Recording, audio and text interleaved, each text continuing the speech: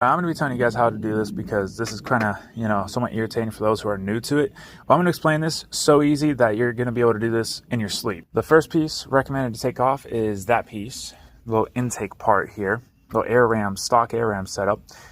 Then you want to take out the box. Then you want to take out the radiator. When doing these, just loosen them and spin them around. It's that easy. Do it on both sides. Make sure to disconnect the hose on the bottom.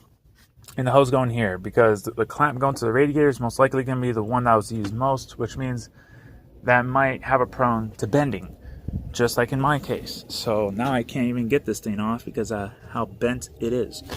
I have an aftermarket one, and I did buy a tool because I lost my little custom tool. This should hook on. That's the part number and everything. I'm actually happy they put it on here. But I feel bad for opening the packaging because it actually looks like it's pretty old. Start with the top, boom, boom, boom, and boom. Then the center, there's gonna be three. There's one there, one on the side, and one there. Then for the bottom portion, which take a close look at, usually you could tell because the stock crank damper is roughly around here.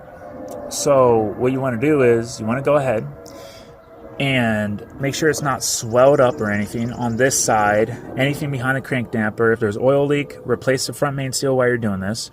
You pull this off, and I'm gonna do that here in a bit, but I gotta go run and get a couple tools. Okay, so I got it all set up. I finally took off this big old bolt. The threads look smaller than this.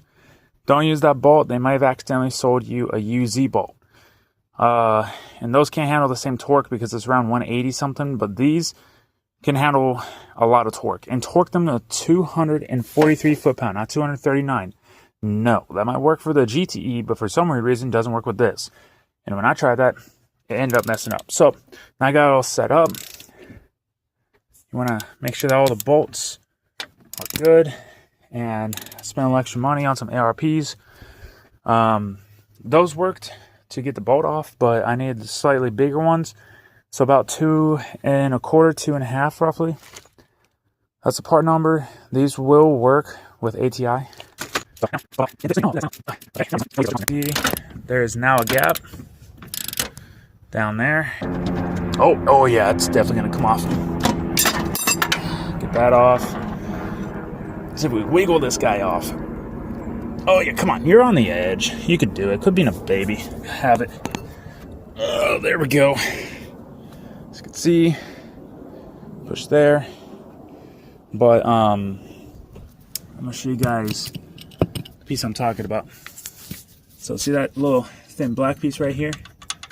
That came in the kit. The kit, it goes right there. And remember, grease all this stuff up before you even start. Now, for the next step, we're gonna be taking apart all of this. As far as the alternator, what you wanna do is you wanna loosen this and take the bottom ball out. And then you want to get a bungee cord, hook it to in here around the alternator, and then back into this or there or wherever you can. Just make sure it's a pretty decently good strength bungee cord that's decently flexible, so that way it isn't too rough on the alternator or the alternator is too rough on it. Now, I'm also going to be showing you guys a little trick to do, but you are going to need an Allen key for specific spots. We might need it down there, but I don't have Allen keys down there, so I'm going to have to use a 10mm because that's the bolts I put in. But if it hasn't been tempered with or anything, it's going to have a size 5 Allen key. Make sure it's metric. And if it says SAE, that is not metric. That's actually American sizes. So this can get to a good bit of them, but again, you're going to need an Allen key. And my recommendation is to get a 10mm, put it on top for this one, and then just turn it. And now that's broken loose, we could go like this. Here a little. I didn't grab it. It might be tough to kind of get out. You don't have to get it out. The next big task is to actually pop this off, like so. And then pop this guy off, like so. Just be a little careful. Oh, it's still hooked up right there. All right, hold on a second.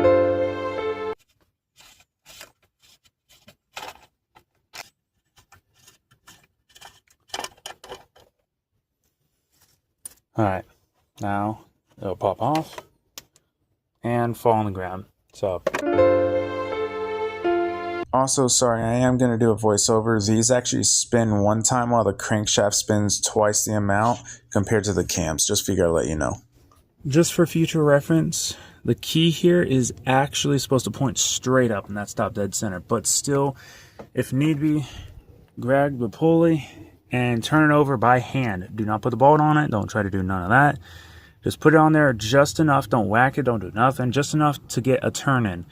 And try to line it up with this. Also, before I start taking them off, as you can see, that bolt went off right there. See, there's another. Yeah, there's another right there. And then there's one. I think there's one back here. Yeah, there it is. So, that's all the bolts. So, another precaution is the coolant just might try to burst out. Essentially, you want to leave a couple bolts still in the water pump and focus on the back portion like that, which should be a 12. These should be 10s. This is going to be a 10. Pop this off and just be really careful with the alternator. You don't want to mess anything up. So we're just going to lightly pull and tug and oh yeah. Oh no, there's a sensor. Oh no, I forgot a step. See, we all make mistakes. Hey, shut the music off. We all make mistakes, so don't be afraid to try. Just make sure you try to put it back together as best as you can. I'm just gonna unscrew that. That's gonna be a 12 millimeter. I don't know why that's that size, but anyway, got the new O-ring on. Just remember, it's supposed to be around the outer edges, so it is gonna be a little bit bigger compared to the inner edge, okay? But this is the OEM part number, and this is the updated part number if they have ever changed it. I don't think they have ever changed the part number, but they did. That's the new one. I wouldn't trust the one in the kit for this. And on top of that, I'd recommend also get this from the dealership, this gasket, but I'll have to do that tomorrow. But for now, I just want this motor to be plugged up. Please don't do like the previous owner. Now, you might see some gray on the edge there, but that's because that's a gasket maker that they put on because they didn't want to put an O-ring on. There's two O-rings, okay? There's one on the pump, and then there's one on this piece. And if it's busted, replace them. Don't use gasket maker because then it could circulate and damage more things. I'd rather spend $30 than to spend a lot of money sending this thing to a machine shop just because you clogged up some internals on the motor. To be fair, I do not know if this is actually true or not, but I feel like it would be since the water jackets on the 2JZ block are essentially just a bit more, just a bit more tiny, like a little bit more thin. So I wouldn't risk it for that biscuit. Just make sure to do right by your motor since you got this far. I'm not saying it will, but I'm just saying there is that possibility. I wouldn't risk it for the biscuit. Just saying. Also, another thing to take in accountability is also the O-rings on this. There's two O-rings. There's one here and one in there. This piece slides out, so if your water pump did not come with this, you're gonna have to pop this off and use that. Also, this is the gasket I'm talking about replacing. This one seems still pretty decent, so I might just replace it. I'll have to see. If not, I'll just have a spare one just in case it does fail. I'm gonna basically be doing this. Now you got to be really careful with the O-ring and everything, and again, if it's squared off on the O-ring, just replace it. Okay, just don't use gasket maker. Don't be that guy. Okay, don't be that guy. Just get an O-ring. You're already this far in. Miles just, Now, if you're wondering why these guys are being cheapskates about including this piece, well, it's I don't honestly know the reason, but they never really include this piece, at least for me. So in order to get this out, I used some WD-40 and also used some,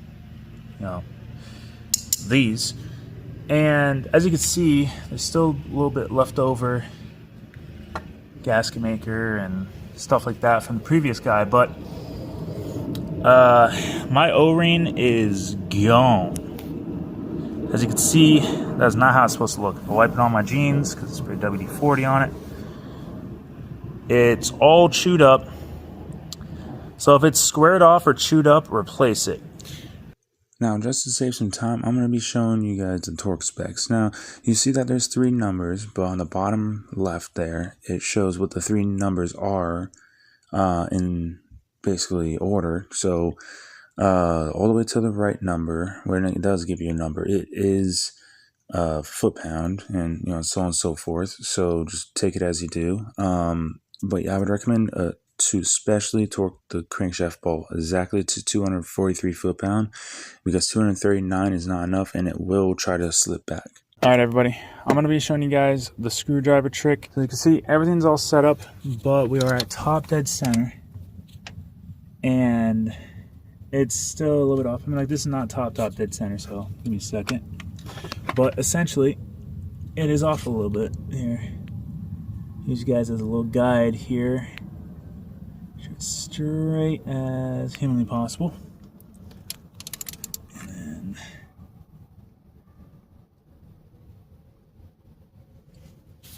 now, as you can see, I will admit, this is supposed to be on the right of this, and then this is what's supposed to really line up with that. But I have already did this trick, and I ran a belt a full 80,000 miles after doing this trick, so it does not damage your belt. What you want to do is, it depends what you want to do. If you want to advance it, put the screwdriver in here, okay? And again, make sure it's like a perfect fit. I'm talking, like, look how good that fits. You want to get a screwdriver, don't use a flathead. You shove it in here, and you turn the motor over backwards. This only works for belts. This will not work for chains. Don't even attempt. So then you spin the motor backwards, and then it pops it this way. Now, if you're too retarded, on the slow end, you shove it over here and turn the motor over to the right. And again, this is just for minor things like this, and you just keep going around until it gets over here. You'll hear a little pop. That just means that this is setting back down.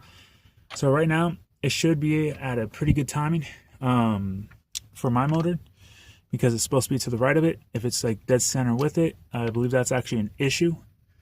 So yeah, plus on top of that, I have a little bit of a deep dish, or not deep dish, but I have a little bit of a bigger, I forget what they're called. Basically, like where the valve, like, it has a little piston insert for the valve. It's a little deeper, so this motor will forgive me while doing this. Let's try to make it as accurate as possible. And I'm going to see what it's like with this. So wish me luck.